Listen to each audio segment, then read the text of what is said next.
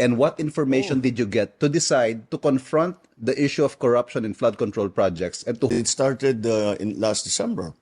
Nung umiikot ako dahil nga sunod-sunod yung bagyo at nakikita natin kung talagang napakabigat ng ulan. Nung nangyari na naman itong bagyo ngayon, pagpunta ko, nakita ko, hindi nagagawa. Akala ko ba meron tayong linagay dito? Uses. Eh sabi ko, kalukuhan na ito.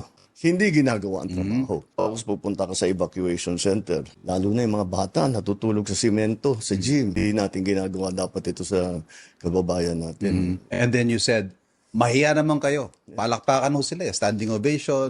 Pero sino ho nga ho bang pinatutungkalan ninyo dito, Mr. President? They know who they are.